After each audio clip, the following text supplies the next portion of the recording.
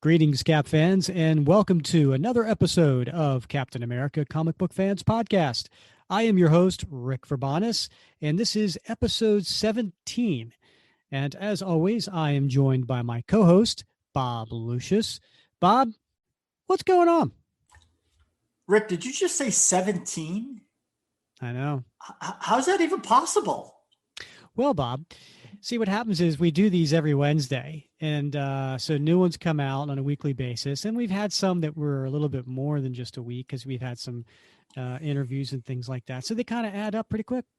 Wow. Yeah. I mean, that's unbelievable. They just sort of they slide into each other for me. I enjoy these so much that I guess, hey, like they say, you know, time flies when you're having fun. And we have been having a lot of fun, that's for sure. And this episode is going to be jam-packed. We got lots going on, so we should get right into it. So one of the things that we're doing today, which is a little different, right, is we are going to get into what's going on in our pull list, right? So recent issues of the miniseries John Walker, U.S.Agent. And we're going to cover that. The first 3 issues are out of this 5-issue miniseries. So we'll cover the first 3 issues. And then a little later on in the episode, we're going to be talking with the artist, Georges Jeanty. He's coming on the show as a guest, and we'll get his take on the miniseries. So also want to talk about, we've got one more week of the contest.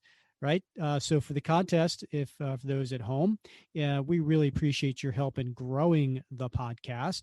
And so there are prizes that we're going to give out for that. So essentially, you can win a great trade paperback of the complete adventures of the Sam Wilson Captain America series, Volume 1, huge, thick trade paperback that retails for $39.99, and also that same that same winner will be a guest on the show. So we're going to have somebody on, Bob, who is going to come on, and basically they're going to call the show, right? They're going to say, this is what I want to talk about. They're the topic of Captain America. I mean, you know, I'm like on pins and needles, not only waiting to find out who the winner's going to be, but what they're going to want to talk about, because man, it could be anything, right? All the way back to 1941 up to today. I mean, they can pick anything they want to talk about, right? So yeah, that's pretty exciting stuff. Yeah. And so how do they win? It's pretty simple. You could do one of 2 ways. You can go on to Apple Podcasts and leave a 5-star review with your commentary. And then just if your name's not obvious, you can just ping me and let me know you did it. Or you can go onto our Facebook page, the Captain America Comic Book Fans Facebook page, and take one of our posts about the podcast and share it. Either share it on your timeline, or even better, share it in one of your other comic groups, and just do a screenshot and send it to me, and you're entered into the contest. So we've already had several people enter, so we appreciate that. In fact, I'm going to go ahead and read a current review that we received on Apple Podcasts, a 5-star review, and this is from R.R. Werner, who we know as Ralph on the Captain America Comic Book Fans Facebook group. And so the title to this review is Avengers and Listeners Assemble. And he writes, bursting through the ice after a long hiatus of Cap-centric podcasts comes the Captain America Comic Book Fans Podcast. Rick and Bob deliver weekly shows featuring adventures from Captain America's 80 years of history. The focus here is on the comics. If you are only familiar with Cap in the movies, you'll want to dive into the source material, and this one delivers with looks at all decades of the hero from 2 longtime readers who keep it fresh, enjoyable, and entertaining. Why, that was a mouthful. Thank you, Ralph. We appreciate that. Bob, which one of us is keeping it fresh and which one of us is keeping it entertaining? You know, I was wondering that myself. I've been warned by my wife not to keep it fresh. Oh, so I must be the entertaining one. I don't know. Well, it's both. Well, I think both of us certainly find it enjoyable. So, Absolutely. yeah. All right. Well, thanks for that. So that's how you can enter the contest. I think this is also a great time to give a big announcement. What do you think, Bob? I think, why not? Right? I mean, what the hell? Oh, You just said a few minutes ago, you said that time flies when you're having fun and you look forward to doing all these. Bob, what if I told you we're going to start doing more? I would say let's jump on in. All right. Well, we're going to, coming up on Disney Plus, we've got the Falcon and Winter Soldier series that I'm really looking forward to, right? I mean, the MCU movies have been great. Certainly going to miss Chris Evans as Captain America. He was fantastic. But this new Disney Plus series comes out March 19th, which is just 2 days from now.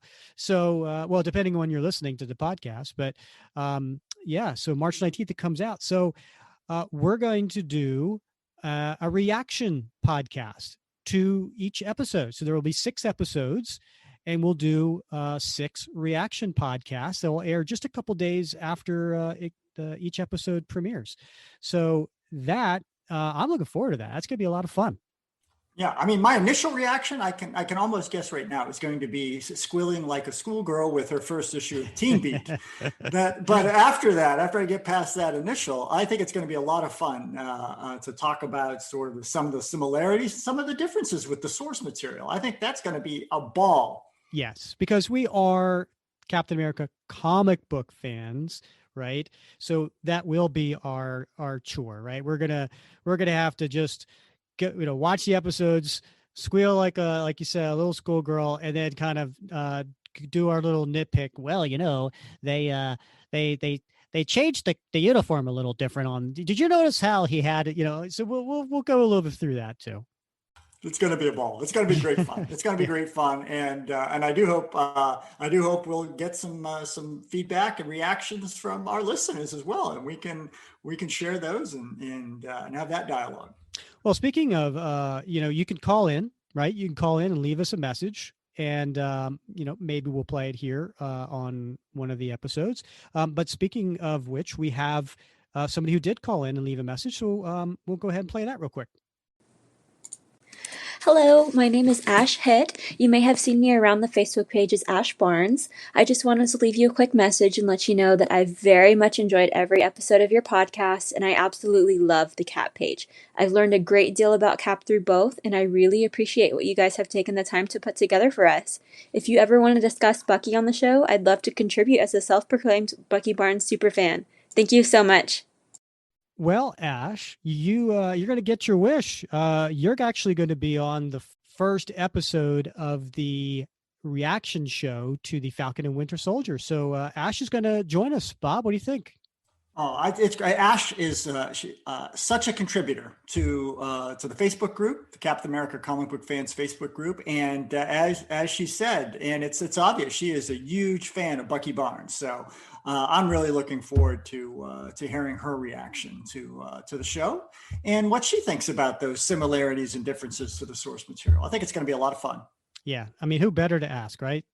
She's going to be great. So looking forward to having her on. And if you want to leave us a message, just go to our Anchor page, and you can go on there and leave a voice message. You can find a link to that in the show notes, whatever podcast platform you listen on. All right, so let's get to it. Like I said, we're packed, right? So let's get to issue 1 of the John Walker U.S.Agent miniseries. On the cover here, it's a different looking U.S.Agent. I haven't seen him in this costume before. And he's sitting on a couch.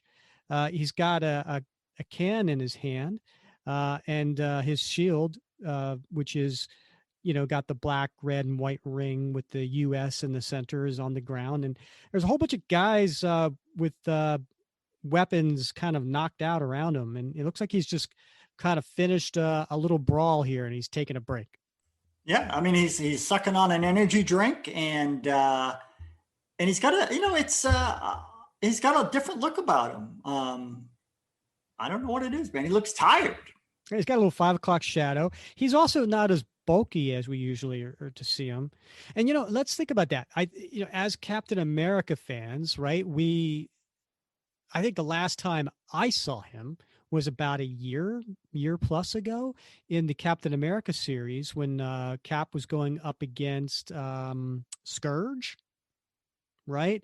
John Walker showed up in a couple of the issues, and at first he seemed and he told Cap, he says Scourge isn't a person, it's an ideal, right? And then I think it was an issue or two later, the Scourge, was killed, almost like appeared to commit suicide, getting shot down in his yard as Cap was chasing him.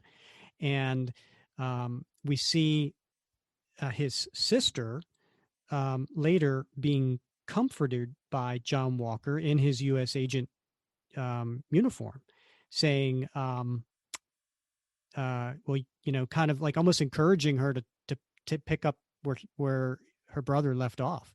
That's the last time I recall seeing John Walker. Yeah, me too. I don't know what he's been up to in the meantime, but who knows? Maybe we'll get some insights here along the way. Okay, so this series is written by Christopher Priest, and for those who may not be familiar with his work, he's a longtime Marvel writer, and he actually did write the Captain America and Falcon series that came out. I don't know when that came out. Gosh, that was 2004, 2005.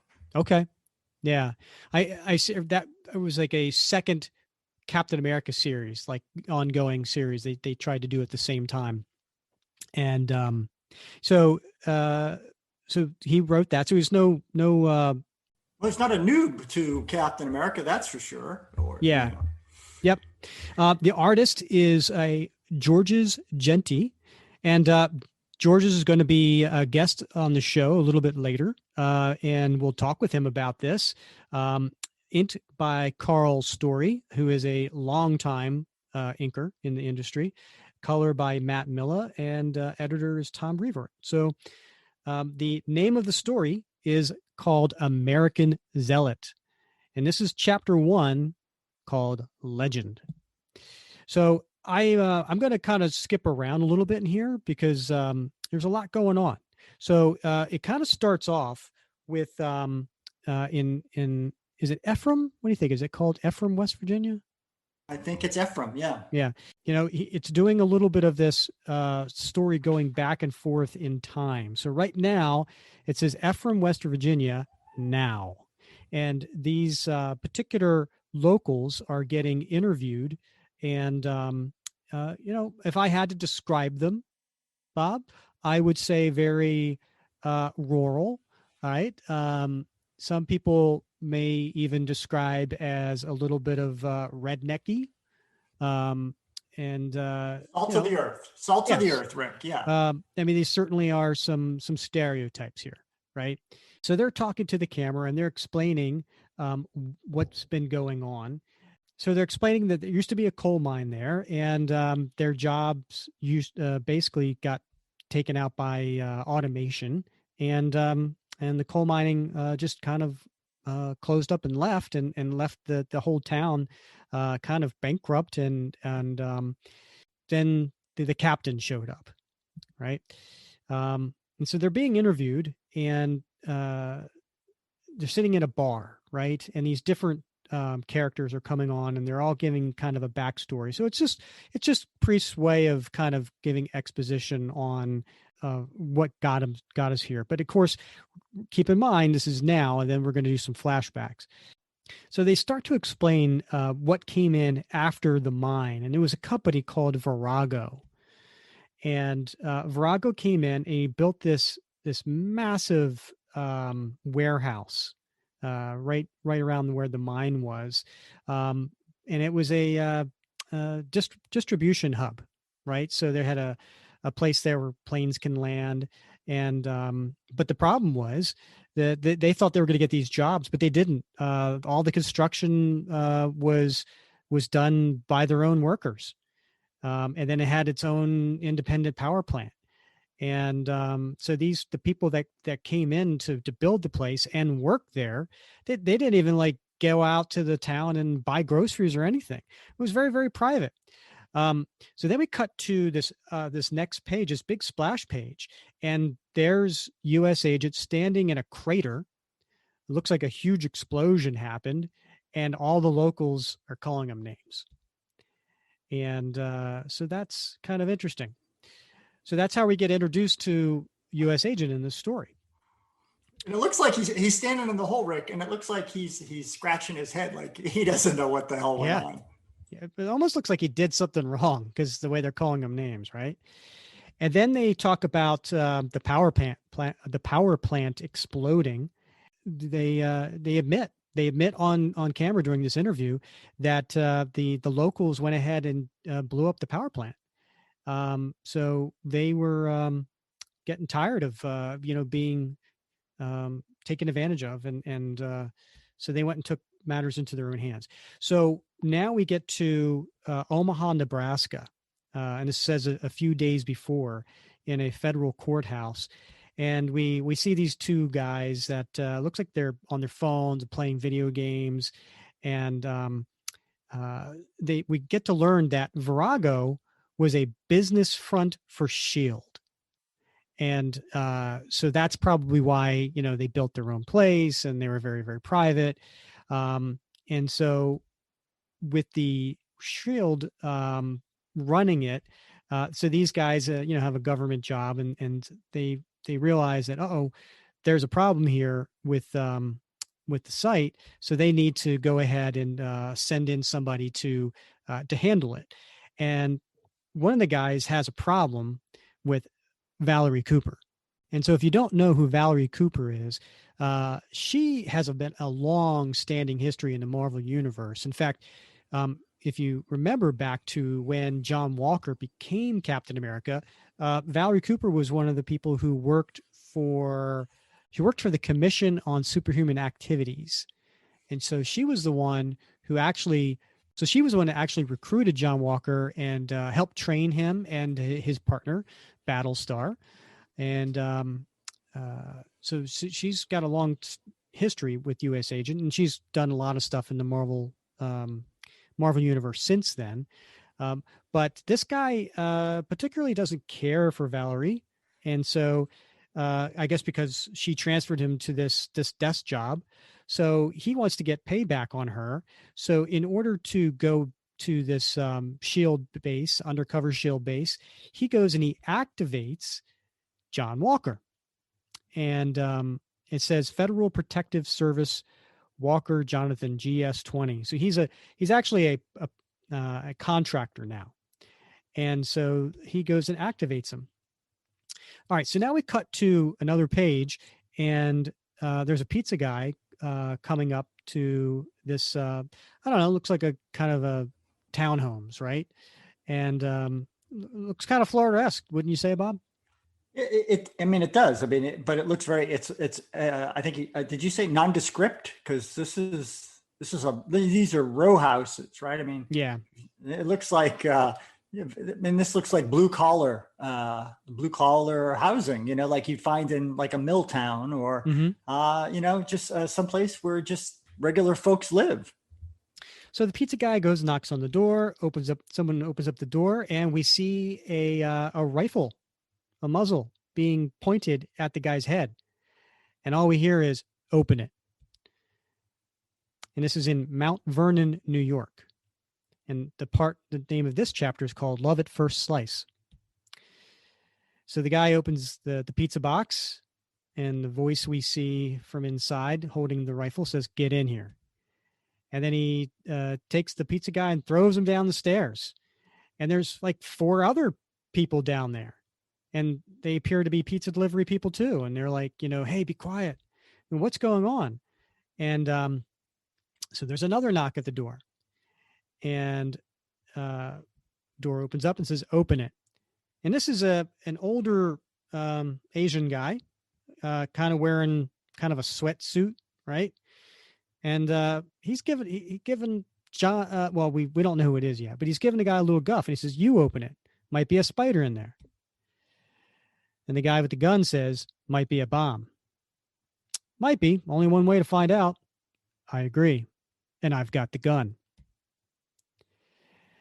And all of a sudden, we get a little insight to this pizza delivery guy. He's not your standard guy. He says, "Impressive. Heckler Koch 3382 5.56 millimeter assault rifle. Roller delayed blowback firing 750 RPM at 950 MPS with 20 pound feet of recoil. A fearsome weapon indeed." And then he pulls out a gun and he points at the guy inside and he says, "Difficult to fire with a hollow point in your eye, unless you can rack around faster than I can twitch my finger." "Okay, who sent you?" "Barry Goldwater. Now it could be told." "No, I mean which shop?" "Moe's. Original Moe's on Weber, not famous Moe's on 74th.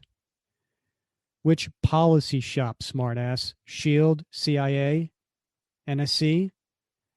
"MOE, Red. Are you deaf? You did order a pizza, right?" "There's a slice missing." "I skipped lunch. Sue me." "Get in here." And who's falling down the stairs? But it's John Walker in his uniform. He has his mask off, but he's falling down the stairs.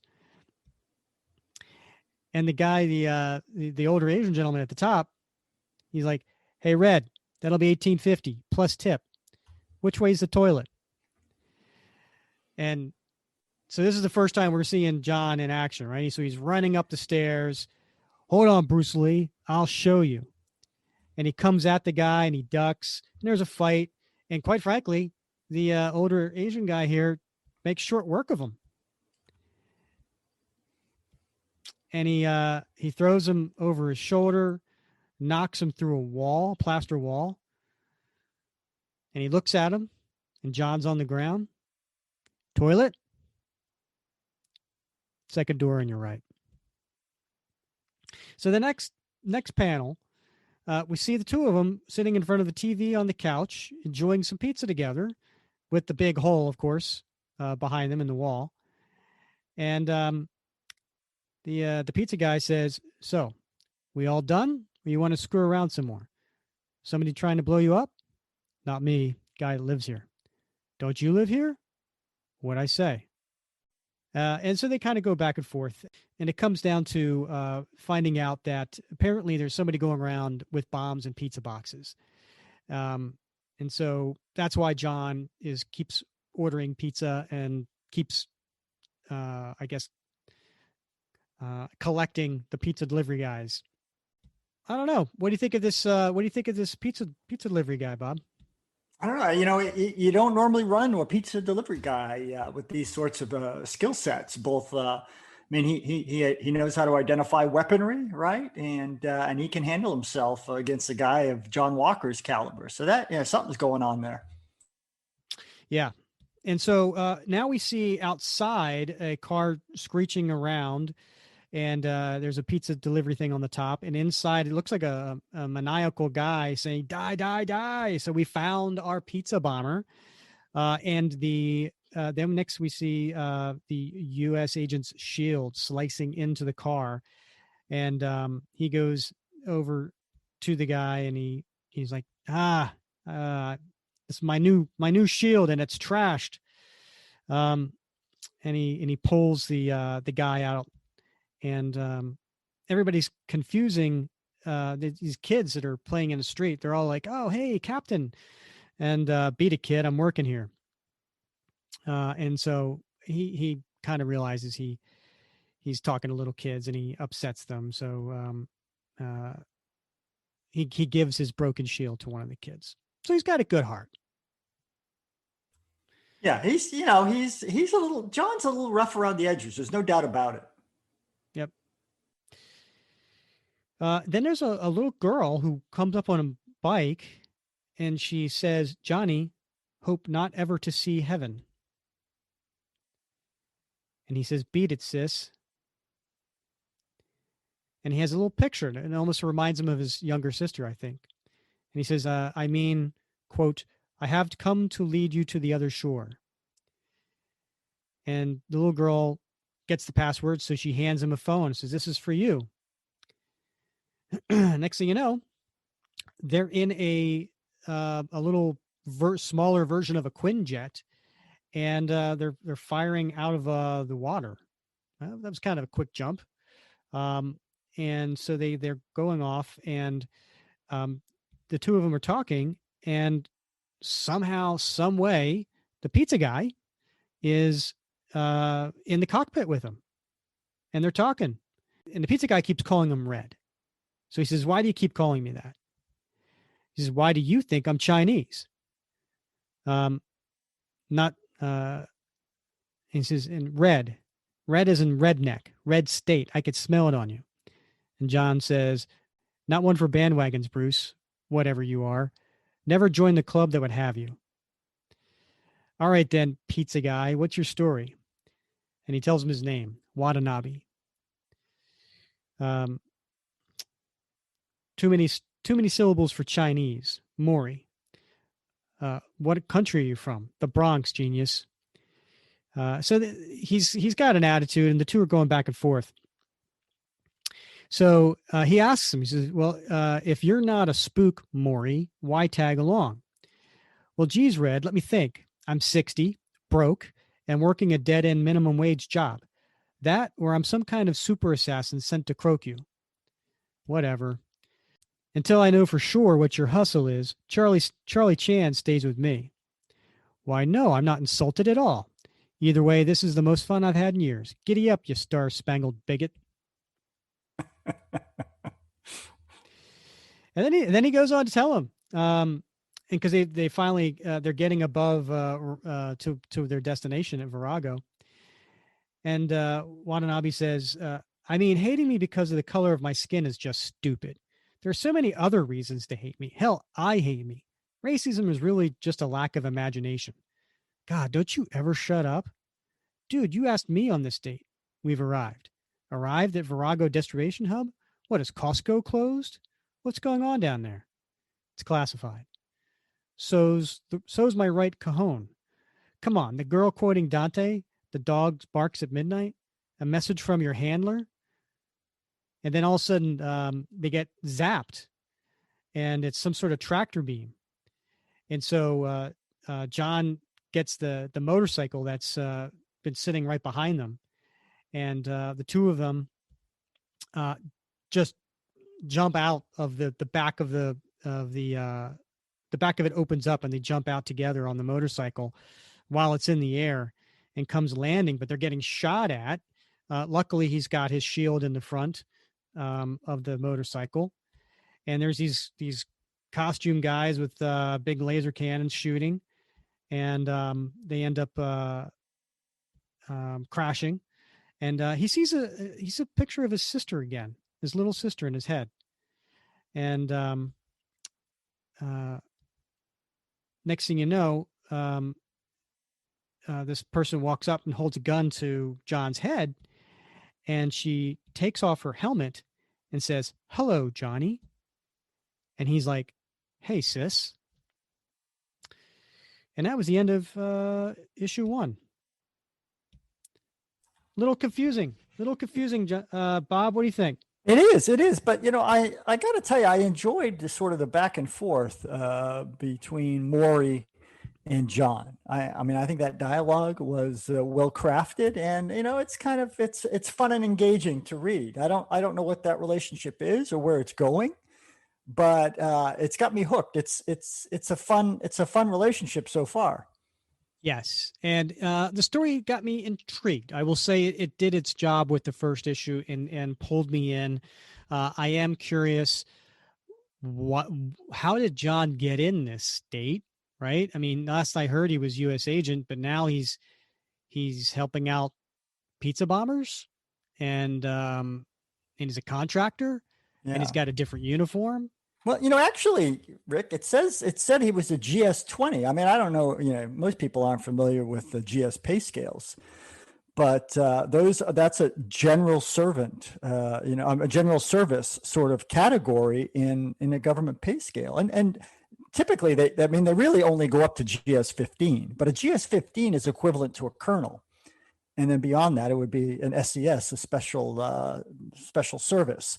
And those would be sort of general equivalent rank. So a GS-20 is a pretty high rank, but it's a weird category. It's he's just a general service employee getting called up to do something. Well, Bob, I learned something. Thank you for passing that on. I wouldn't have known it. I don't think many of our listeners would have known that either.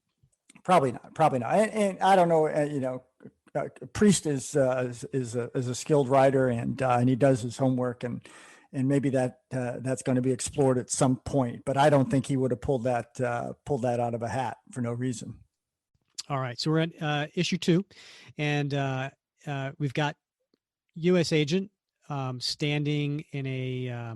It looks like he's inside a house that is on fire, and he's looking down. And this chapter 2 is called Homeland.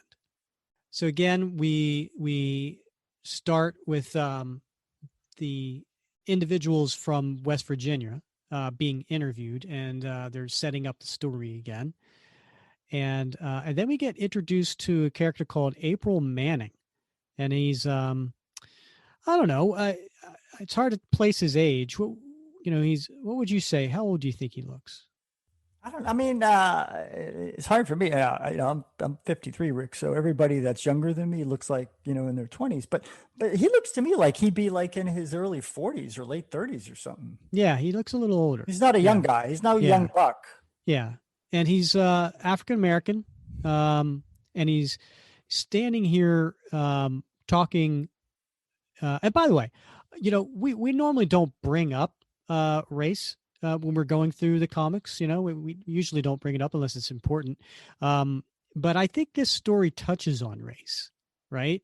So I think it's important to do that and bring that up.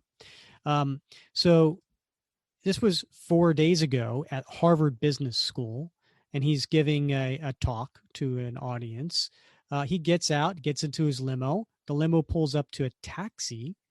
And then while he's in the taxi, he says, "Report."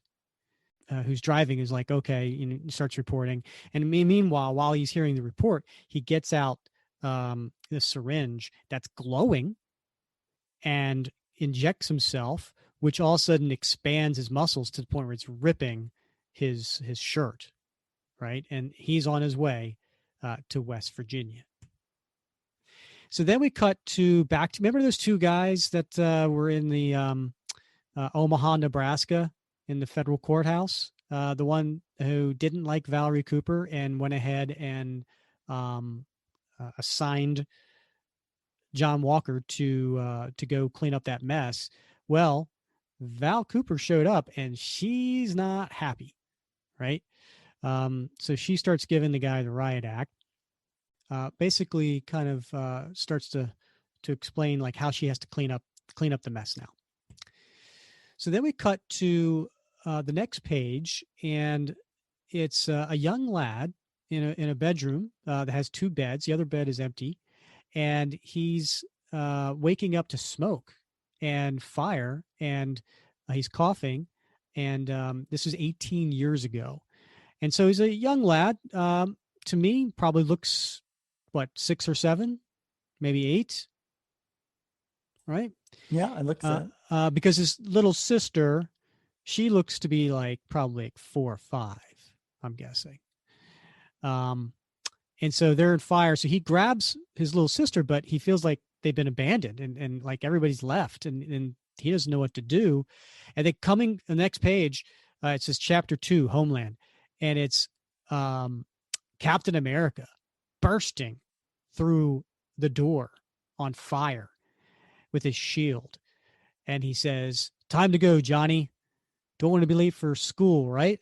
And he grabs him and says, "Close your eyes. We're going to make it through this." But it wasn't Captain America. It was just kind of a flashback, but he was his brother, Mike, who was in the U.S. Army. So he kind of looked at his brother. You could see as a child, he looked up at his brother and kind of thought of him as a Captain America. which is interesting because when I first saw that, I was like, "Oh, please, Priest, you didn't like retcon this where John Walker met Captain America as a child, you know." And I'm glad it didn't happen that way. But it showed that he did look up to Captain America as a child. So then we cut to now, and we're in Ephraim, West Virginia. Now remember, John Walker was on the ground, and his sister showed up after they shot him out of the sky and holding a gun to his head. But now all of a sudden, he's working, doing some mechanic on his motorcycle, and the two of them are having a conversation while her ununiformed soldiers are all in the background, kind of watching, and the two of them are going back and forth. And she's cooking some eggs, and then she takes the tools out of his hand, starts working on the bike, and they're just arguing with each other. And you could tell, from the dialogue, they're very much brother and sister. And it gives a little bit of a backstory, right? And talks about Valerie Cooper. And she says, Valerie Cooper created you, Johnny, recruited the super patriot to replace the real Captain America after you got yourself amped up by a guy called the Power Broker. And it says issue 333. So then they start talking about, he used to call her HBO. That was his nickname for her when she was in little, and it stood for honey batches of oats, which is, I guess, their favorite breakfast cereal. And so he's referring to her as that, and they're working on the motorcycle, and then she starts working on the little jet that they blew out of the sky. It basically, she said, look, you showed up here, no one knew who you were, a whole bunch of guys that, have been standing around for 4 years, hasn't shot anybody, that's, of course they're going to do that. So it was kind of her way of apologizing. So then we cut to Watanabe, Morrie. Remember him? Well, he wakes up and there's these little kids over top of him holding a gun. But then the mama comes and she tells him to get, and starts answering his questions, and said they found him in the street. So he's somehow got separated from John at the time. And so he's now there. So we cut back to the base where they're doing some mechanics and some more back and forth between the brother and the sister. And she explains that what the problem is. So she sets him straight. She says, look, this is a shield base. And she's not happy with the locals because the locals blew up the power plant that they had there. And that caused the problem. And John's kind of taken the local side. He says, look, if it was a fake building, there's nobody died, so no foul. And he said, what's under here isn't run by any conventional source. It's powered by, she says, yes, NO cube fuel cells, and one's missing. And then she thinks that it was taken by the locals. And so he says, no, I don't think that's the case. And so he decides to go ahead and go off and talk to locals and see if he can find that missing power cell. Because if not, we got some serious trouble here, because that's the only thing stopping the rest from blowing up. Is that right? That's correct. Yeah, it creates the power cell that's missing. It creates an unstable power force, right? And it could cause the whole thing to come crashing down, and significant damage to life and limb. So he goes off looking. Motorcycle breaks down because, well, the sister rigged it a little bit. So one of the locals picks him up and goes back into town, and he's riding on the back of a pickup truck, the motorcycle's there, and he's sitting there, and the whole town starts yelling, "Captain, Captain, Captain, Captain." So they're confusing him with Captain America, and he's and there's a really cool crowd scene here. We'll have to ask Georges about this, where they're all looking up at him and reacting to him, and he's like, "But I'm not." And so he's trying to explain to people that he's not Captain America, but essentially, I think he uses it to his advantage. So we cut back to Virago, and his sister's there with the 4 soldiers behind her, and he's like, "Look, they didn't take it." And they're like, "Really? What makes you believe that?" Because they think I'm Captain America, and they're going to be honest with me. So she doesn't quite believe it, and they get into an argument and start talking about the older brother Mike, the one who saved them, and she lets them know the true story is that Mike most likely caused the fire because he was drinking and there was a kerosene lamp, and on top of that, Mike wasn't killed in action as much as he was told, but that he was suffering from depression and he committed suicide.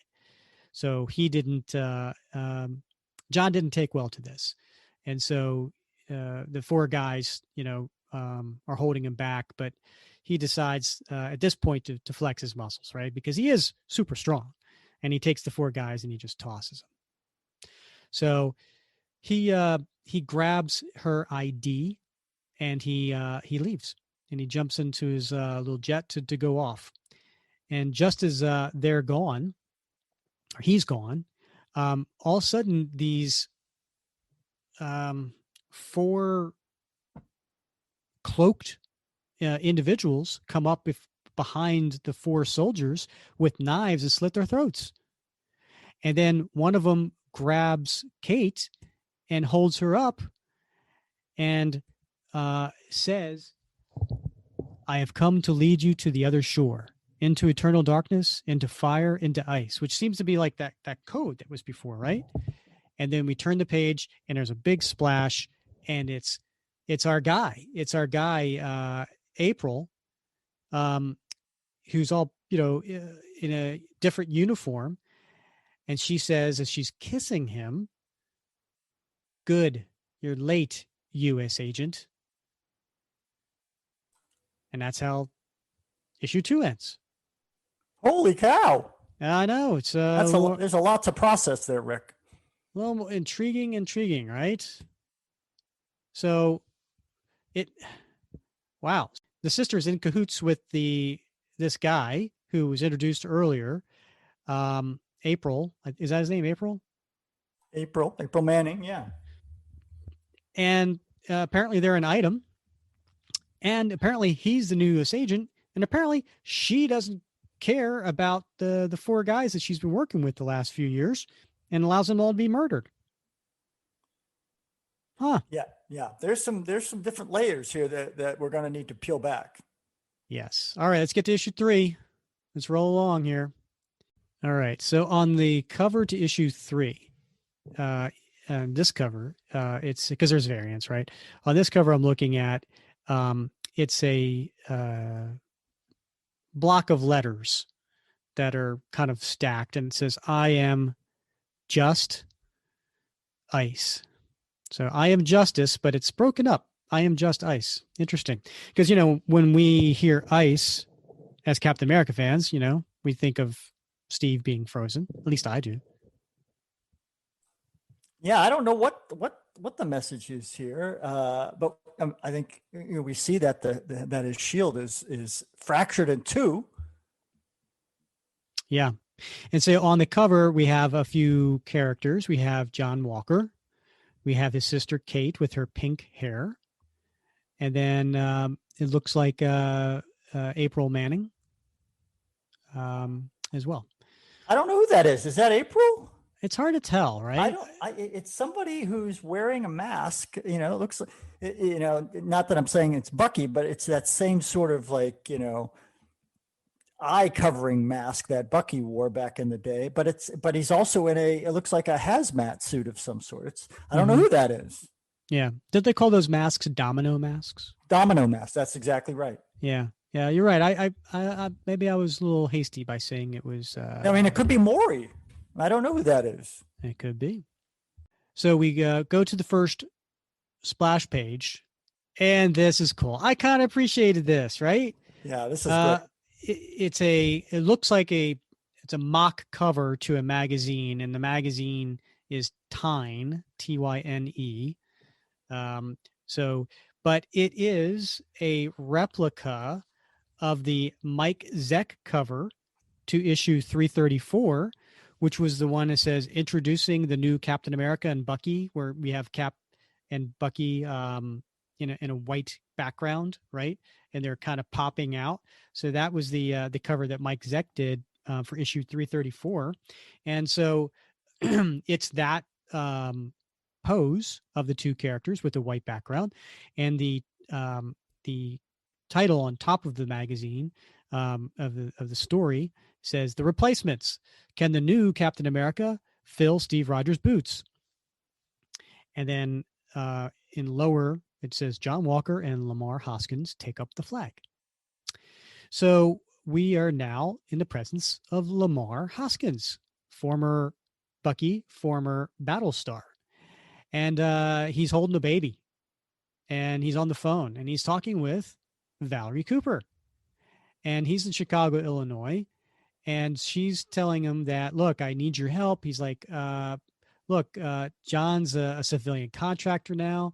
What idiot would activate? And she explains what happened and gets him up to speed. And he's like, look, I there's nothing I could do. She's like, well, there's going to be a jet outside in a moment. So he's getting called in. And the name of this issue is called Election Day. Rick, I think this may be my favorite panel in the series so far, but you got to look carefully for it. It's the lower left panel where Val is on the phone with Lamar, and you see those two idiots in the back writing on the whiteboard over and over again. Uh-huh. I am an idiot. I am an idiot. I love it. Very nice. Well Great done, attention Val. to detail, you know? Yes. Oh, reminds me of my my school days.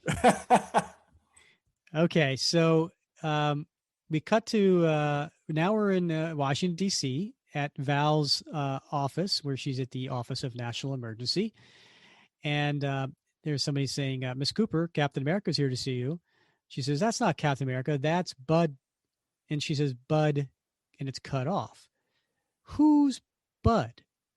Who did she think this was? Right. I know, huh? I don't know. She thought it was somebody named Bud that would look like Captain America. So yeah, I don't know. So there's John in his uniform, mask on, shield, and he says, Kate, my sister. And she goes, a blonde? She was a mousy brown when I knew her. What are you doing here, Walker? You're not the U.S. agent anymore. Thanks to who? I'm sorry, which town is this? John, everything is political. Learn to bend a little. Kate, your sister came to us, followed by Big Brother Star. If you're looking to blame someone, John, find a mirror. I didn't recruit her. I didn't contact you to turn down the sheets with those Hicks and Ephraim. I hear you fell in love with those local yokels. And then we show some backstory of what he's been doing. I guess the last, I don't know, day or two, right? Because apparently, when we saw the crater in the beginning, then what, the story started 4 days before that? Does that sound right? That's right. Yeah. Okay. So this says actually it says hours before. So he was pulling up against two tractors, showing off his strength, right? Because he's a pretty strong guy. And he's eating with the local folk, and Watanabe's there. So he's reconnected with Morrie, who's sitting there at a dinner table with him. And so Val and him are going back and forth. And he asks Val, he says, tell me about Morrie. Is he one of yours? And she's like, who? And she says, anyway, I'm sure Lamar told you your replacement has been sent to clean up the mess. And really, who's the new meat? She's, I don't know. Coop, come on. Nobody knows who the guy is. It's a new protocol. Sure, after I quit. Fired. You got yourself fired, John, and for nothing. All you had to do was move those people off the beach. So now we get a little backstory. We get a little understand while he no longer is, quote unquote, the U.S. agent. And essentially, he was in Puerto Rico several months ago at a U.S. Navy testing range. And there were a lot of local Puerto Ricans who were protesting the Navy testing range. And so John's trying to calm everybody down. He's on one side, he's got the protesters. Behind him are all the military with their shields and their weapons. And he's telling people to calm down. And then he gets orders of the intercom to clear the beach. And so he's got all of these guys behind him that, you know, are just itching for a fight. And unfortunately, there's some mass confusion going on. They think that he gave the signal, and there's a big fight, a big riot, and which causes all kinds of problems, which he ends up getting fired because he didn't do that correctly. Now, so he talks back about Kate again. And he mentions blonde, and she's, John, have you ever even heard one word I said? He goes, yeah, the missing fuel cell. Chemical waste from those cells is toxic. Prolonged exposure can turn your hair lavender. Can react to hair dye, Val. The way chlorine in a pool could turn your hair green. The fumes can also cause psychosis. So he just realized that maybe his sister's pink hair is from being exposed to the fumes there. So he's now all of a sudden worried about his sister and he's leaving. But he said, wait. Did you say something about Lamar? And so there's Lamar in his Battlestar outfit. And he's now in Ephraim, West Virginia. And he's there to kind of to clear things up. And he's looking for the U.S. agent because Valerie sent him in. So then we cut over to April, and he's playing the piano, and we get a little bit of his backstory, and you know, I think it's an important part here. He's walking downtown, and he sees these two guys that, you know, got the pants hanging down, and they're just sitting on a car, and he's wearing a suit, and he says pants up, and so he starts explaining to him, you know, that he's a little upset with them, and the guy says to him, says, check out Wall Street here. What, not white enough for you, homie? And so April reacts. He says, racism. I get it. You can't speak English. Racism. Can't hold a job? Racism. Want to know what real racism is? Mistaking ignorance for culture. The very definition of black on black crime. $2,000 stereo and a $500 car. Tribal drums. Thundering misogyny, violence, and profanity from every car window. Stealing childhoods from children. So they're like, they're not going to take this from him, right? So they're like, what's your problem? You're my problem. Grown men dressed like little boys, bedroom slippers, backside hanging out of your pants, allowing children to see black men so morally broken and defeated. Culture? Racism? You've been served, gentlemen. Hoodwinked. Dog, you done strolled down the wrong block. And they pull out a gun. And we cut to the next page, and they're all bloody. And he's just kind of putting his suit, pulling it back straight. And oh, by the way, he yanks up the guy's pants. So that was kind of a little backstory about this character, right? So, I mean, they're not just bloody, Rick. I mean, you're like downplaying it, man. He wrecked these guys. Like these guys are like they're out cold in puddles of blood sprawled over this car. I mean, he's not. It doesn't look like he even broke a sweat. Right. Yeah. Yeah. Good point. So he's at the piano playing, and Kate lands on his lap, and she's wearing something scant. And by the way, he has his shirt off. So, believe what you want to believe, what may have happened recently with them.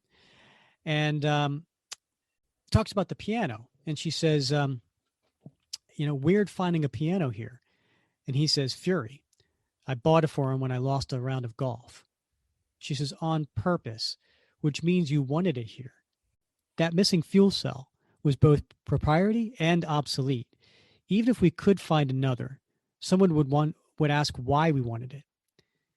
The containment field around the asset is nearly gone, April. We've got to move today. And so he goes in and he injects himself with the glowing needle once again. And so Lamar and Watanabe are in a pickup truck, and one of the locals is driving the guys, but it gets hit, shot, and it gets rolled over. And the April, who's now all pumped up and he's in his U.S. agent outfit, tells one of his soldiers who fired the weapon, he says, go ahead, I'll take it from here.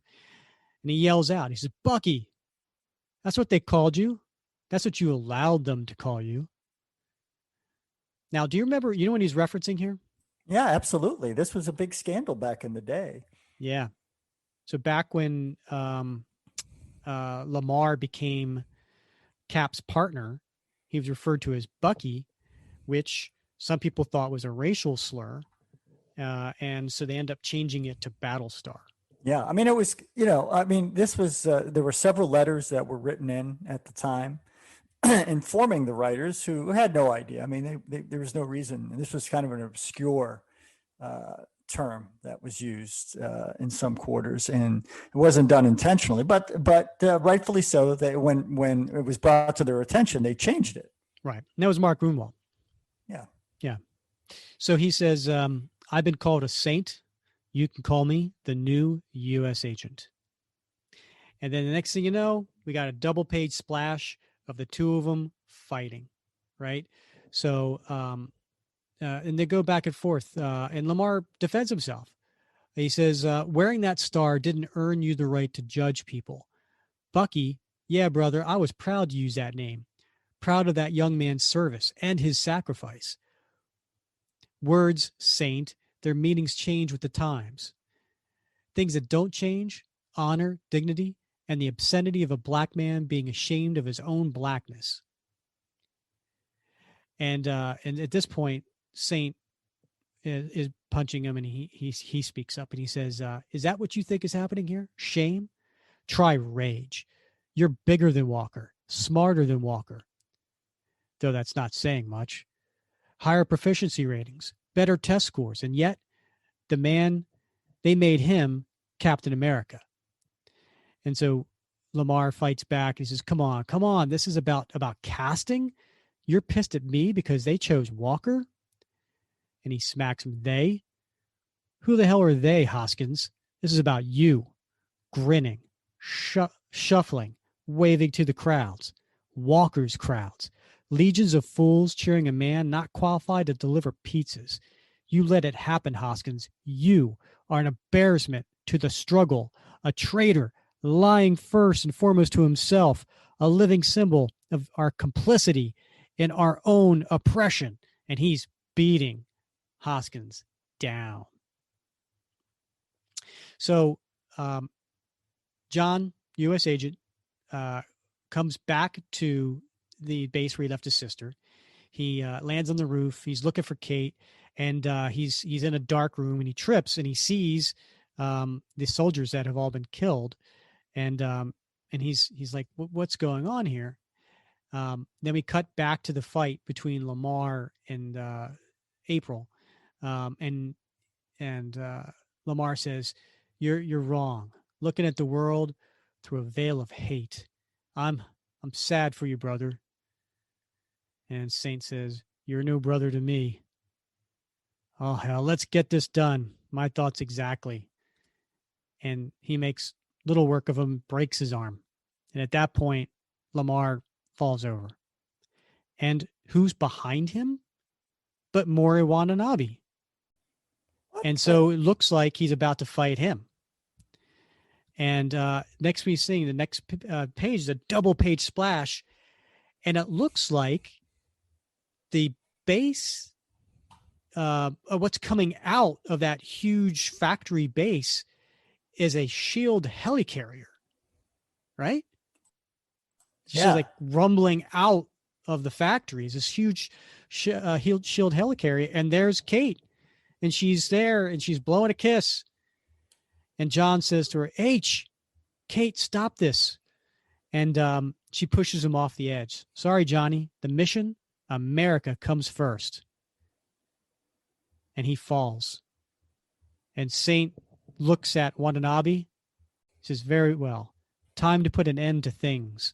And we turn to the last page, and it's a splash page, and he kneels before Morrie Watanabe, and he says, Master, with his head down. Okay. What the hell's going on, Bob? What is going on? There is so much going on here. There is so much detail packed into the story that I don't know what the hell's going on, but I'm dying to find out. Yeah. Well, who better to ask than our next guest, artist of this series, Georges Jeanty. Yeah, I mean, there's so many questions, and I'm sure he can give some insights. I'm sure there's some stuff he's not going to want to give away because there's some more issues. How many? 2 more issues in this series, right? Yep. This is a 5-issue series, but I got a ton of questions. I mean, just little things like, right, when this guy injects himself, when April Manning injects himself, he grows a mustache. I didn't even notice that. He has a mustache when he injects himself, and he becomes buff. I didn't even notice What's up with that? Yeah. And his hair gets a little fuller too. Yeah. So interesting. Yeah. So the Virgo distribution hub, right, has a containment field, and when that containment field collapses, it turns out it's a shield helicarrier there. Yeah. And it says, next issue, conflicting visions of America intersect at a small mining town where long-buried shield secrets are unearthed, forcing a confrontation between John Walker and his own sister, who has commandeered powerful weaponry that she's poised to unleash on the townsfolk Walker had sworn to protect. Yeah. Now, look, there's a lot of stuff in this series so far, Rick, that I find really just fascinating, right? I mean, Walker. I mean, most people when they think of John Walker, unless they follow John Walker, they think of him back in his original appearances, and not the nicest guy, and a little bit of a sort of reactionary, and that's putting it nicely, right? Mm-hmm. But there's that scene on the beach in Vieques in Puerto Rico. And I think that location was specifically chosen, right? Because they've tried to portray John here as being kind of like, and he gets the everyman, right? And it shows him down in West Virginia, and maybe a reader would say, well, I mean, these are good old boys, right? These are rednecks, good old boy rednecks, right? And that's his people. But, I think they took very special pains. Priests took very special pains to put that scene in Puerto Rico with Puerto Ricans, Puerto Rican civilians on that beach, and John was protecting them. And that's a demonstration that John is looking out for the everyman, but not the white everyman, not just the white everyman. And I think a lot of people view John that way historically. But that scene was there to demonstrate that John looks out for the everyman. Yeah, that's a good point. I'm glad you brought that up because I think he's a mix of a character, right? I think very much to your credit, it's true. He does look out for the everyman, and I think he kind of sees himself in that regard, right? Because of his upbringings. But at the same time, he's referring to Watanabe as Chinese, even though he said he's not Chinese. He's called him Bruce Lee. Yeah. Bruce Lee, right? Yeah. He called him Bruce Lee. He called him a couple of things. So he has, a little bit of a racist tendency as well, to stereotype. He's a like, they bring this point over and over again, right? He's not the sharpest knife in the drawer. He's kind of, he's an ignorant dude. Well, I can't wait to see what Georges says about it because, as a black man himself, what are George's thoughts on all this, right? So all right, well, we'll be right back right after this pause. So Bob, with us just covering new comics, right? We talked about getting stuff from our pool list. I do want to give a shout out to my local comic shop, Comic Fortress. And that's where I get all my new stuff. But for those at home, Comic Fortress has a huge selection of collectible statues and things like that. It puts my store, when I have my store, to shame. I mean, you walk into the store and you should see it's just glass case after glass case after glass case of all of these tremendous statues. And then I know what's going on right now is a big thing is the hot toy figures. Yeah. And huge. Yeah. So they have a big selection. So you can actually just go to their website, which is comicfortress.com and check them out. I highly recommend them. Oh, I'm going to check them out, Rick. I haven't bought from them before, but I'm going to check them out today for sure. Awesome. All right, Bob, our next guest has been in the industry since the 90s and has worked on really so many series during that time. And back when I had my store in Atlanta, he was gracious enough to do a signing. I want to say like 2005 or 2006 when he had finished Deadpool and was working on Gambit and Weapon X from Marvel. And then in 2007, he was kind enough to come back when the Buffy the Vampire Slayer season 8 series launched for Dark Horse, which was a big deal. And so it was great to have him back in the store then. And then I even have a Cap sketch from him in my sketchbook. So certainly one of the nicest guys in the industry. Hi, Georges. Welcome to the show. Hey. Hi. Thanks for having me. Yeah. And so before we get into U.S.Agent, because we were talking about that, you did a Captain America one-shot for Gamerverse last year. And this was a prequel to the Avengers video game where Cap battles Batroc. Have you ever drew Cap in a comic before then? Maybe in a flashback in all the books that I've done over the years, maybe a flashback, but never really centering and focusing on Steve Rogers or the Captain America mythos. Yeah. And it was really cool because you had the best of both worlds. You got to draw a modern Cap, which, had a different uniform to kind of tie in with the video game series. Right. But, yeah. But then you also got a chance to do a classic uniform during the World War II flashbacks. Right. Yeah. And was the shield a challenge to draw? Because we hear that sometimes, from artists.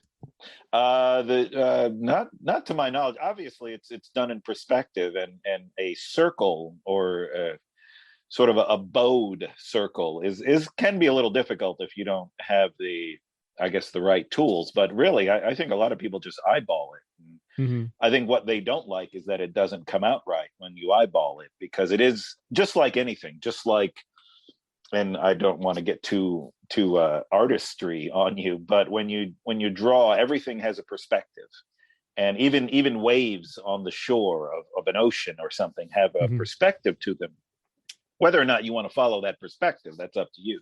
Mm-hmm. But I think if there is any difficulty, it's usually that somebody doesn't either know the perspective or cares to really inject that perspective.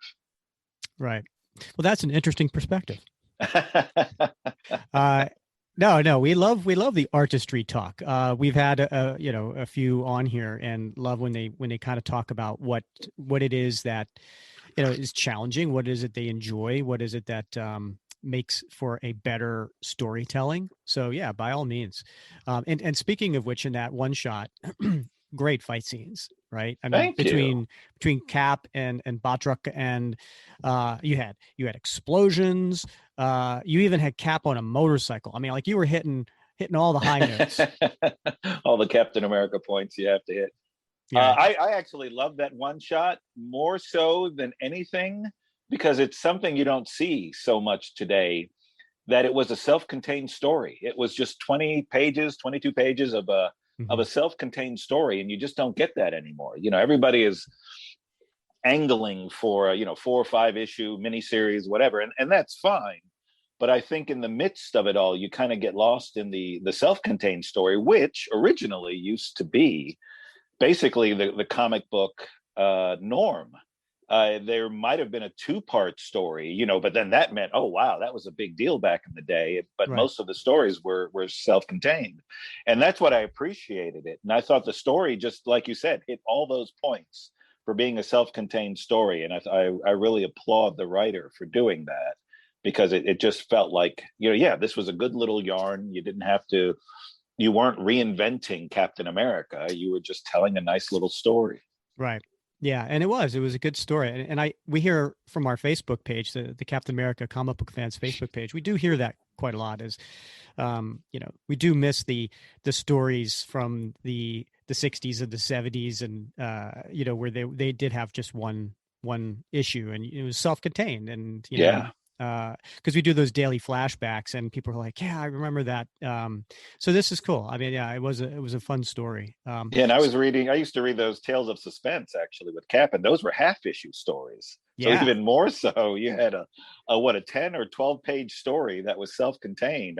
You really, when you explore the life of Stan Lee, you got to give him some serious credit in terms of how and obviously Jack Kirby was such a major part of that as well, but the idea of writing so many stories in such a short period of time, when you think about it, is mind-boggling, because most people today, spend a whole issue on an opening scene, as opposed to, no, we've got 20 pages, we've got to get through this story, and we have to introduce these characters, and we have to make sure people who've never picked up this book before know exactly who this character is, and yada yada yada.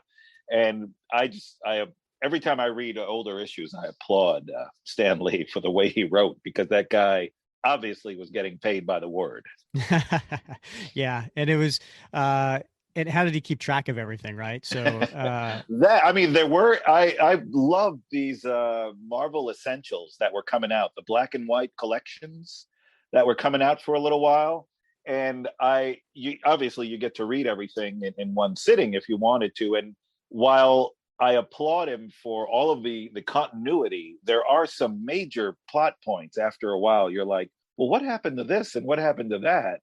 That you kind of got to go, the guy's writing 5 or 6 books a month, and you can't go everywhere or remember everything on a certain thing. So I definitely applaud him with those little inconsistencies that pop up, notwithstanding.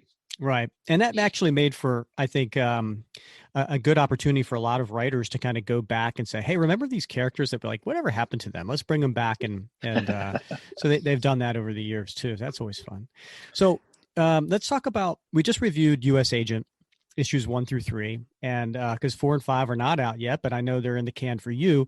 So for those who aren't familiar, how would you describe the U.S.Agent miniseries? I did, and this is great to talk now, because I just finished the 5th issue last week.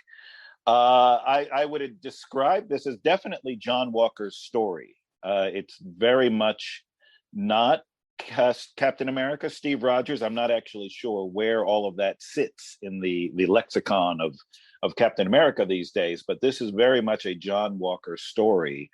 And I think I'm told that it was setting him up, obviously, for the Winter Soldier, or Falcon and the Winter Soldier miniseries that's coming out. So people, I guess, are interested. They can go read his his backstory, and can just sort of get a feel for what the character is. But he's definitely, I see him, because I've never really followed. I've been familiar with him, of course, reading comics for so many years, but I never really followed his story.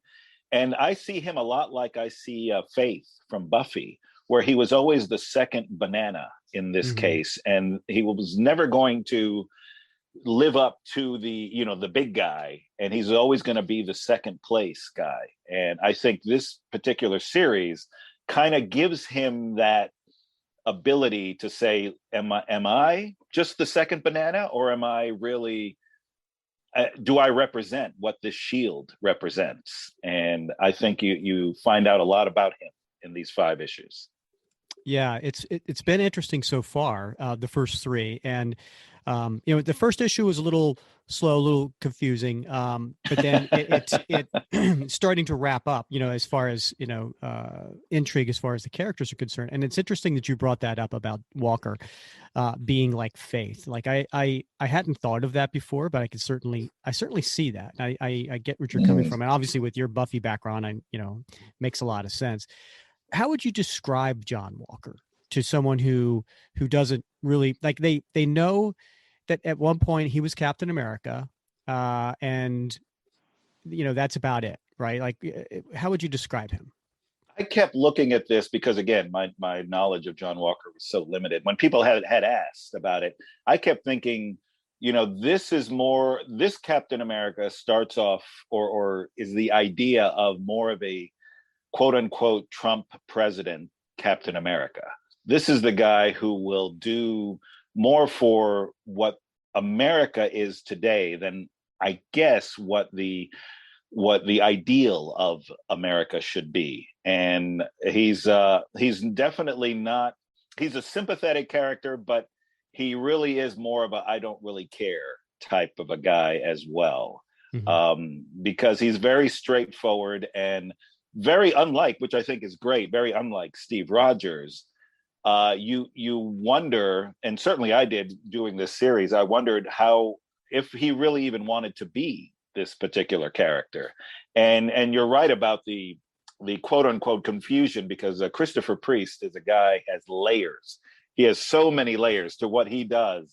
And I thankfully will say that it all comes to fruition with the 5th issue.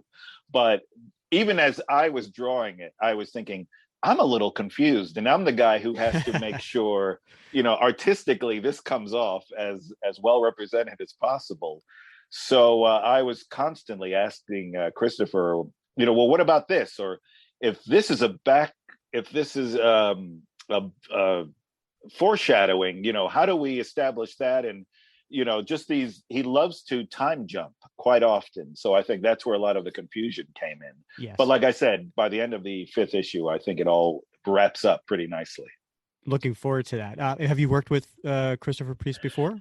No, but funny enough, man, we had been talking for a year. I've seen him at shows, and strangely, we had been sat together a few times at conventions. So, as well, maybe you guys wouldn't know, but as you're sitting in a show, you're there maybe 8-10 hours. So after a while, you definitely get to know your neighbor over the course of a weekend, because there are lulls, and then there are peak times where you're either signing or drawing or doing whatever. But Christopher and I really started a nice little conversation, very, very superfluously, over the weekends that we'd seen each other. And it was naturally to the conclusion of, what, we should work together. And I don't want to give that old chestnut, we've just been looking for a project together to do that was right. It was more happenstance that actually the assistant editor, Brio, who was the editor on the Captain America video game one shot, was also the assistant editor on the Cap series. And he thought of me when this miniseries had come about. So I was more than happy to take it. And lo and behold, it was Christopher Priest who was the writer. So it was more happenstance than us going, we really need to put this out there. So. Well, that's a cool story. Yeah. It's nice that it worked out. And of course, when it comes to inking, right? Carl Story, of course, you've known him forever, right? So, Carl is a favorite for sure. If I can ever get him or Dexter Vines, I'm thinking it's a good day. Right. And so, I know Carl just from being in Atlanta for those years, right? And Carl's been inking comics for over 30 years. Yeah. And I think, when was the last time you worked with Carl? Was it doing Serenity? When was the last time?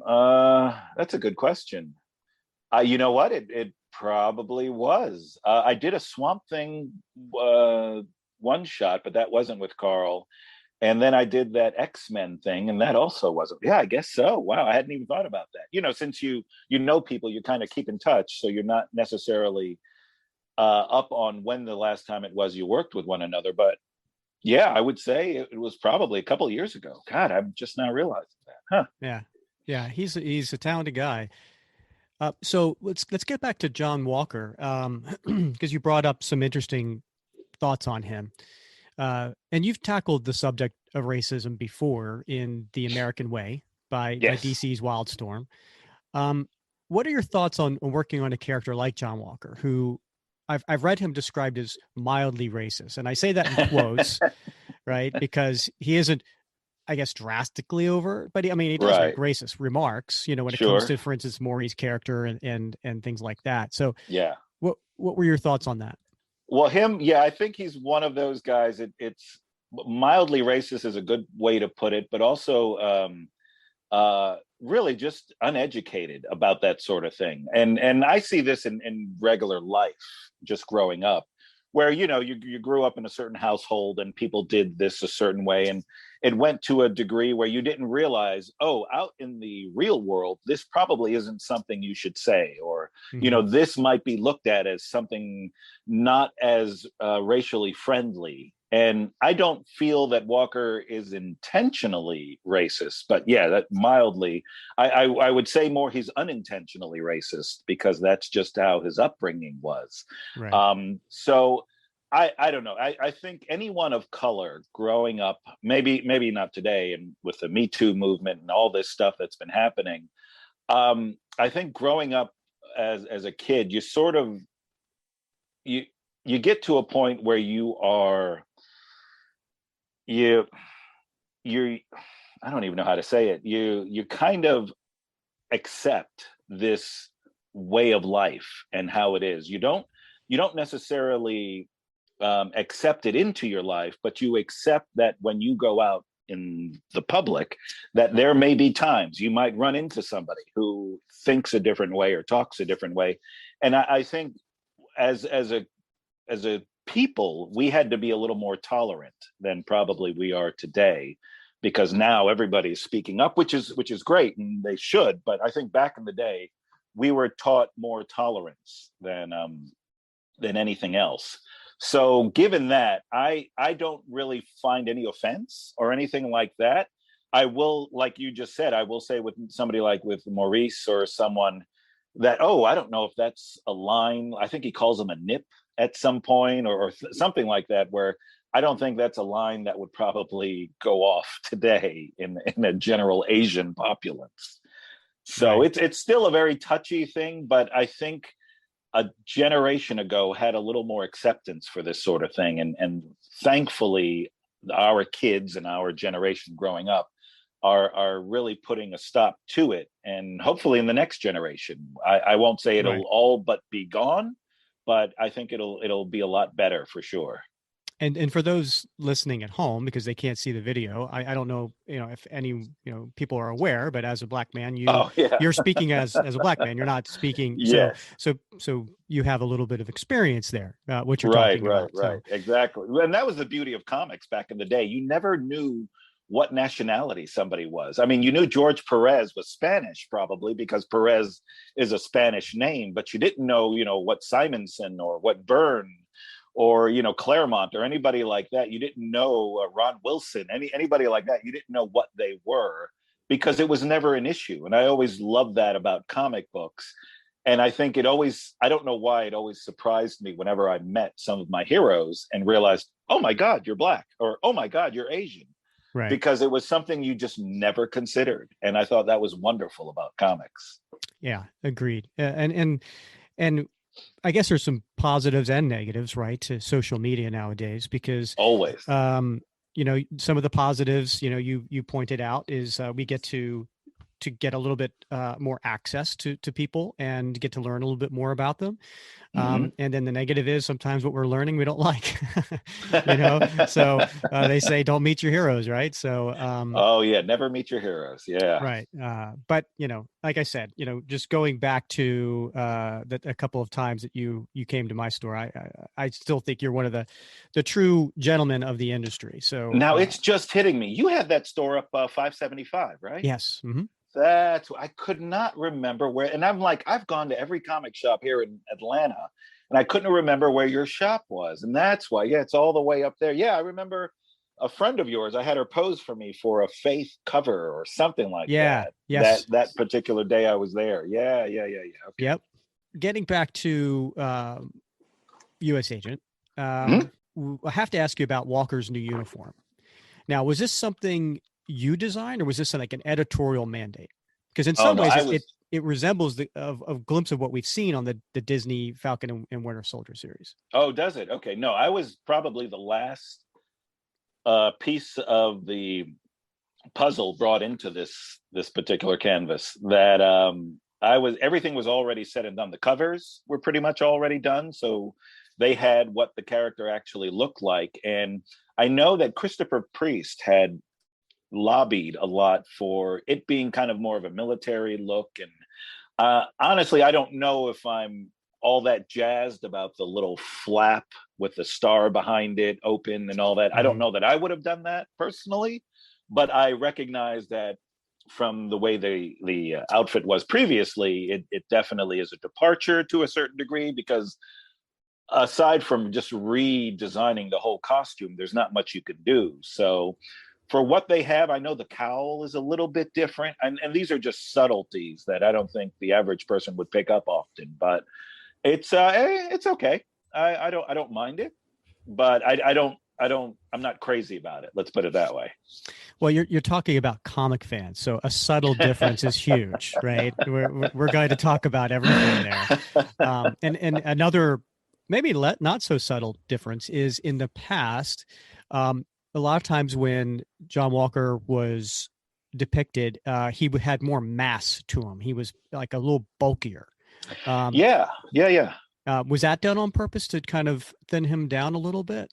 I think here it wasn't necessarily a conscious effort, but it was stated that his nemesis, who is a guy named the Saint in this series, was very bulky and bigger, and there should be that contrast between the two. That here, and as I understand it, John does have some added strength to him, or I know he did. Right. Yes. Again, I don't know the whole story, but did he take the soldier serum? And well, going back to Mark Grunwald days when he was introduced, he started off as a wrestling guy that went to the power broker to get more gotcha. Augmented, and then he became the Super Patriot, which then became Captain America. Right. So he is technically very, very strong. I mean, yeah. But yeah, it's okay. And so, well, yeah, just to end an answer to that, it was just to just streamline the visual aspect of him going up against this, what you would think to be a more formidable foe. On that note, Georges, Saint is an interesting character, and I love the way that he transforms, but he's got a completely different look than John Walker, U.S.Agent. How about that uniform? What was the inspiration for that? That one, I did have a hand in not necessarily designing it, because Christopher Priest was very adamant about what he wanted. He really wanted a Carl Weathers, sort of a Apollo Creed type of a look to this character. So given that, we just sort of played around with I did do a couple of variations, which I will say were more comic book related. And Christopher was wanting more of a military-esque type character. So, the boots weren't the pirate boots. They were the lace-up Oakley style look to them. Just little subtleties like that. He wanted more realism. And I think he carries a gun as well. So, there's a side holster, and given his bulk, I obviously he needed to move around to a certain degree. So, his shirt is very open to give him the freedom of mobility and little subtleties like that, which we both knew that this character probably, I don't know where he will go into the future, but I don't think this particular costume will survive. Spoiler alert. It's funny you mentioned Carl Weathers because you had mentioned in a previous interview that I read someplace that I think when you worked on Buffy, that it took you a lot longer to draw the characters because they're closer to real life. They reflect real life personalities, and rather than creating somebody fresh. And I wondered if there was some inspiration as I read through U.S.Agent for Saint. And you say Carl Weathers, but when I looked at him, I was thinking like a younger Fred Williamson. Oh yeah. Okay. Because I was curious. I mean, like he sprouts a mustache, right, when he transforms, and I thought that was such an interesting characteristic. Yeah. If you really want the inside scoop here between you and me, and I'm sure nobody else will hear this, but I think this is Christopher Priest's alter ego, because if you put both of those images together and superimpose them, it's interesting how much the Saint favors Christopher Priest. And this is purely speculation on my part, but I was like, I wonder if this is you kind of living out your superhero fantasy. Awesome. I wish we could all do that. Yeah, that's awesome. And also too, but Bob actually had pointed out to me was that Saint grows a mustache when he's on the juice. Yeah, that I don't get. And I did ask Christopher about that. And I'm like, well, why, then why technically would it just be a mustache? Wouldn't he grow a beard, or wouldn't he grow more hair, or why just that? And, this is all just for camouflage. But apparently when he sort of comes down from whatever he's on, the mustache is removable also, which again, I didn't particularly get, but these are little subtleties of comics that you never really ask about. So, now when I read the next issue, I'm going to picture Carl Weathers in his his USA boxing shorts instead. I really do. I do feel that's where Christopher was coming from, which is a great archetype for a hero. Yeah, because any of us watching Rocky growing up, I mean, Apollo Creed was the coolest character ever. We had to look at him as an antagonist initially, but sure. Ultimately he became this lexicon of black, machismo that was just way too cool growing up in the 80s. I just got it. It's a combination of Carl Weathers in Rocky and Carl Weathers in Predator. I would go with that. Yeah, I don't think he ever lost the mustache either in any of his films. Even with the Mandalorian, he still has it. Yeah, but he had the combat boots, right? And yeah. So there's a scene in I think it's issue number 2 where Walker is getting a ride back to town on the back of a pickup. Mm-hmm. And the crowd mistakes him for Captain America. So they start lining the street and they're shouting Captain and so on. And at one point you draw in this crowd a young woman exposing her cleavage to Walker and another in the crowd checking her out. Was that something Priest wrote, or were you having a little fun there?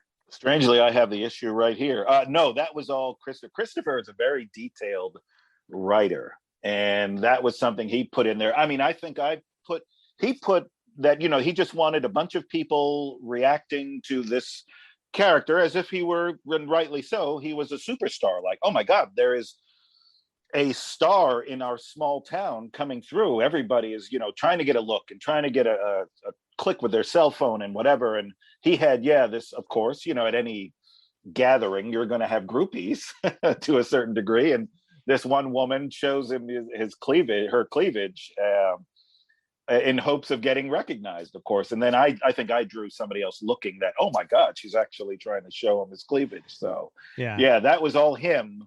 But then I think a lot of the reactions were me in the it's a great art scene. Thank you. And then also in number 3, there's a great opening splash of a framed magazine cover, which is taking the cover to Cap 334, which is where it's introducing Walker and Hoskins as the new Cap and Bucky by Mike Zack. and I'm assuming that you mentioned detail. I'm assuming that was Priest's idea. Was it fun Yes. recreating such a famous cover? And are you a Zek fan? Yeah. Of course I was a Zek fan. Funny enough, I grew up in Miami, and that's where Zek grew up as well. So I was aware of his work at an early age. I never really, Cap was, I love Cap. I probably love him even more now with the movies, but I was never a Cap reader growing up in comics. So it was always those little issues. And when Mike Zeck finally came onto the book, that's when I started reading. Very much like your wall back there when he was dealing with Deathlock. Those issues, I thought, man, they were amazing. So I was familiar, but I wasn't familiar. I think I left it because he basically just did covers after a while, right? He didn't do the interiors. Yeah, so he left. I think 289 was his 289, last okay. issue, and he left to go do Secret Wars. Oh, that okay, 12 issue series. So then that's at probably that point, where I went. Yeah, just doing covers. Ah. And speaking of number 3, there's this towards the end. There's this great double page spread that you did where you draw the helicarrier bursting out of the warehouse, which is really cool. And I imagine that was your first time drawing a Shield helicarrier. Were you excited to see that in the script? And again, this is pure Priest. He really is. I have to send him an email because now that it's all done, you sort of do your end of the series recap and say, hey, it was really nice working with you and whatever. But I was as an artist, yes, but as a comic reader myself, I was very impressed with everything he did and put in. And I'm not even sure if the monster has shown up. Has that shown up yet, or am I giving? No, I think you're giving something a little away there. Okay, so I mean, he just throws stuff in there where you're like, where the hell did this come from?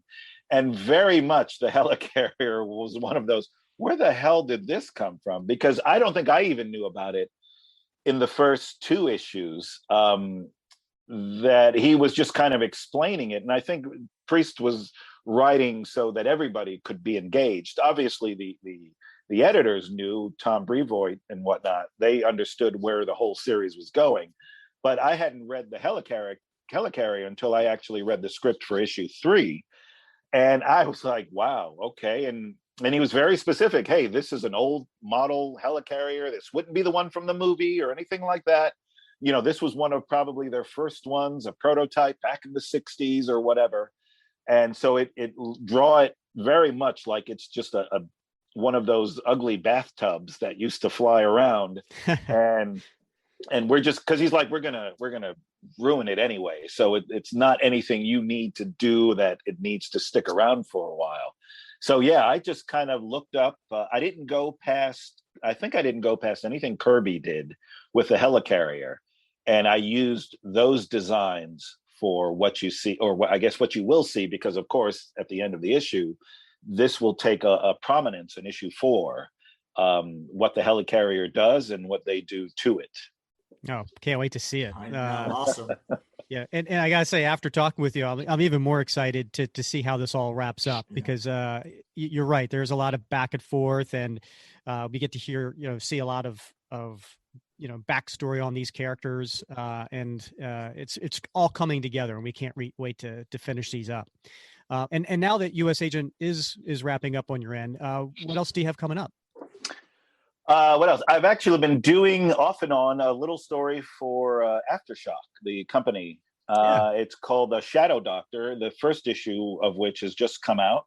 And that's also a 5-issue limited series. Thankfully, that one had a huge deadline that I was able to fit in the U.S.Agent. So I've been going kind of back and forth, and now I'm on that specifically. And it looks like I think I'll be doing some Star Wars in the next month or so. So yeah, hopefully I can keep this train going, because I tell you, once COVID hit, man, I think any freelance artist was sitting back going, what am I going to do? I don't have a job. Right. How am I going to live out here? So I've been very fortunate. That Star Wars sounds really cool. Would that be just fill-in issues or ongoing? I think it's just going to be a couple of fill-in issues. So from there, who knows? Well, looking forward to seeing that. And please tell Joe Pruitt I said hi. Oh, okay, cool. Yeah. I'm glad Aftershock is going well for him. Yeah, really well, actually.